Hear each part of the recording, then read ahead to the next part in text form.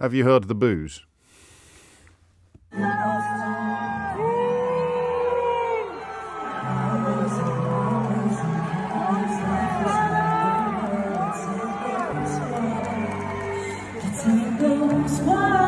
So that was a performance by Eden Golan, who is the Israeli entry for the Eurovision Song Contest, being disrupted by protesters in the room where it happens. There were between 10 and 12,000 protesters massed in the centre of Malmo, also objecting to her presence in the contest.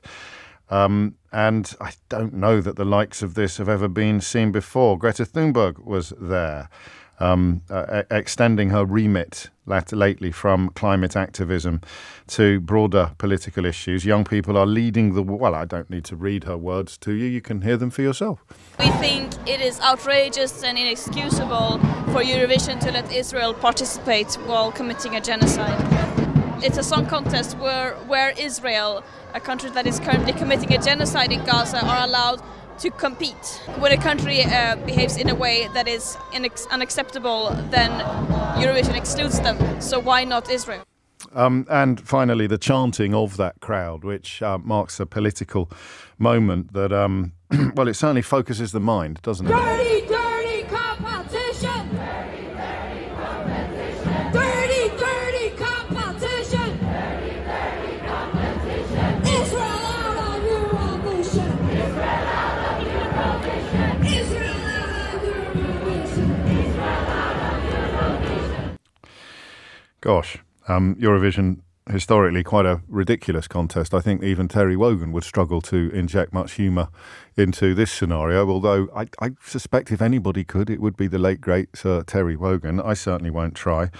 What was the moment for you where you thought something fairly profound had shifted beneath your feet on this issue? And it will depend slightly on how closely you follow things, where you just thought, oh, there is a detachment here. There is a detachment underway. I think there's two things. There's a specific moment for me as someone who's followed it from the United Kingdom, and that would be when Suella Braverman called them hate marches, which was such an obvious misrepresentation of the massive majority of people who were objecting to, in the strongest terms, the continuing slaughter of innocent people in Gaza. And to describe it as a hate march just struck me as a real moment of, probably in her case, quite deliberate detachment from observable reality. You can never be sure with this lot whether it's a deliberate detachment from observable reality or a consequence of epic ignorance.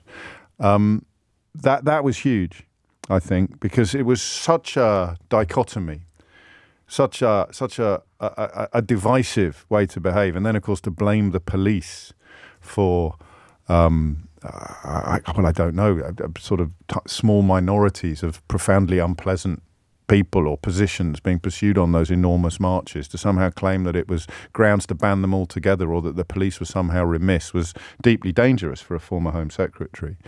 But that was huge. That spoke to me of Israel getting support from people that were not going to be helpful in the long term. People who by that point were offering Israel encouragement to continue the killing in Gaza struck me as people who were not really motivated by the best interests of Israel.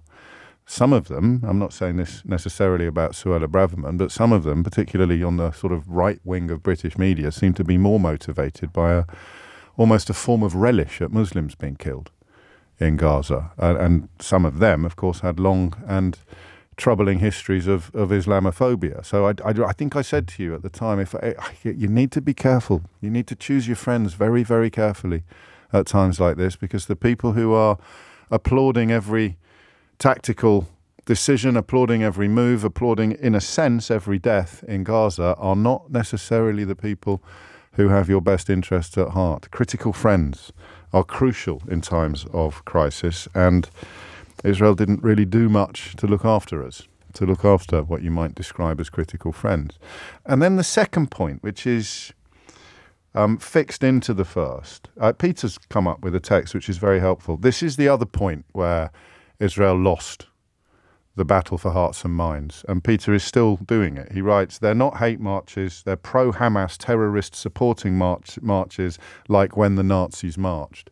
And that decision, which is obviously not Peter's, he's merely a seagull following the trawler, but that decision by the kind of people I've just described to try to depict everybody objecting to the killing in Gaza as somehow being supportive of Hamas, that was, I think, the final nail in the coffin of what you might call critical friendship of Israel. People recognizing not only the precariousness of their position, but also the importance of pursuing the perpetrators of the October the 7th attacks with no mercy, and recognizing the essential and unique status of the modern state of Israel, but simultaneously saying, please stop killing Palestinians now, especially the children, eh? That to try to claim that that position somehow constituted support for Hamas was a really tragic moment for critical friends of Israel.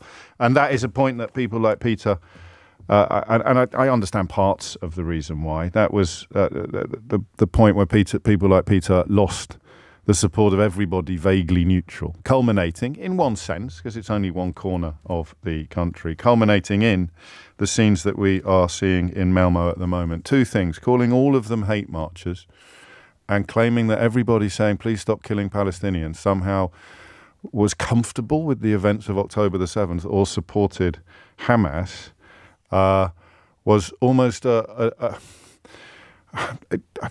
in some cases it was a deliberate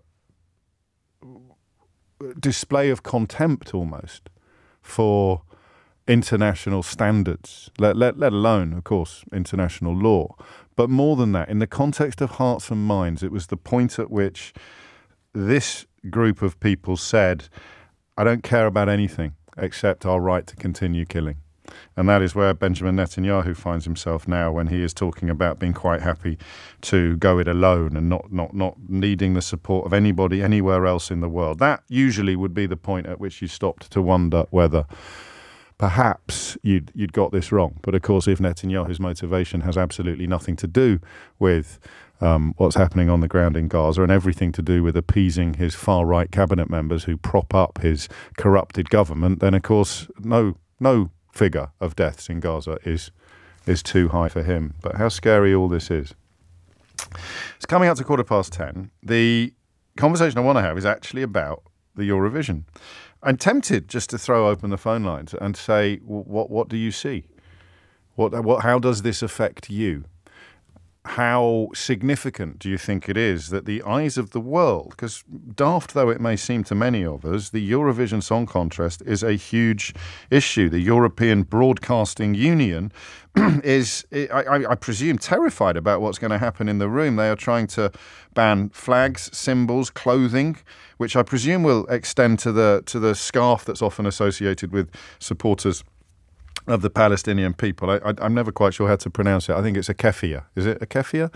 I've got a fermented drink in my fridge called a kefir, but I don't think that's the same thing at all. And you know how desperate things are when you can get into trouble for wearing the wrong scarf outside the context of footballification. So that, I think, is probably why items of clothing are on the list. You've got banners, anything being used for the purpose of instrumentalizing the TV shows would be removed.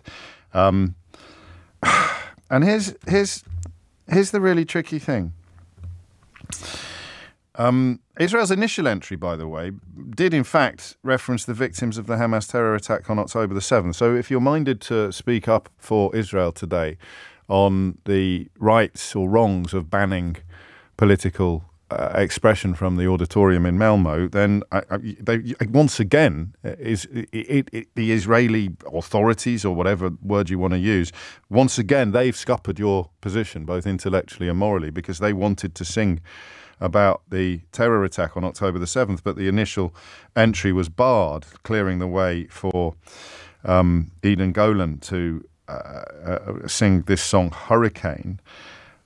And some people think the words dancing in the storm, I'm still broken from this hurricane, refer to October the 7th. But that's how art works. So I think the question I'm going to ask, and it's one of those mornings where it's very broad,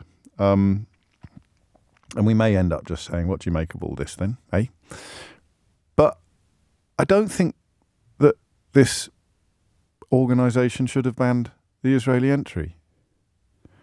But at the same time, I think that entering and performing is going to do untold damage to what I would loosely describe as the Israeli cause. So riddle me that. Do you agree with either, neither, or both of those positions? You can't. Can you? Is there a case, a proper case? I mean, Greta Thunberg uses the word genocide, which is an exercise of free speech, of course, and it is her prerogative, but it's not a word that can be technically or legally applied. I think you'd struggle to make a case against calling what's happening in Gaza ethnic cleansing, a form of ethnic cleansing. But I you know, oh, and I think one of the ugliest things, actually, I'm going to add a third thing to the list of really crucial pivotal points, calling them hate marches, claiming that everybody saying, please stop killing Palestinian babies is some sort of Hamas supporter. And then the third thing, of course, is the claim that if we really wanted to commit a genocide, or if Israel really wanted to commit a genocide, then it would. So you can't possibly call this a genocide because they've only killed 40,000 people. That is sophistry on an almost unbelievable level. But it is still true that I don't think you can legally or technically apply that term yet. So should the Israeli entry be performing? To which my answer is yes. 034560600973. And yet somehow simultaneously, is the participation going to do much, much more harm to the Israeli cause and much, much more good than perhaps anybody there expects to the Palestinian cause, the cause of the Palestinian people, than would be evinced by not turning up at all? I'll answer this early because I don't want to waste a phone call on it. Jack writes, Russia was banned from Eurovision after the invasion of Ukraine. Why should Israel be treated any different to Russia? Because in the first instance, Israel is responding to a bloody and vicious terror attack on its own soil by going into Gaza. So the parallel, although popular, is puerile. I'm happy to clear that up, Jack. I won't put you in idiot's corner because a lot of people ask that question in good faith and I've now answered it. So don't waste tuppence ringing in to make that spurious analogy. But here is where I think we are. It would have been a mistake to ban them, but participating is really going to hurt them.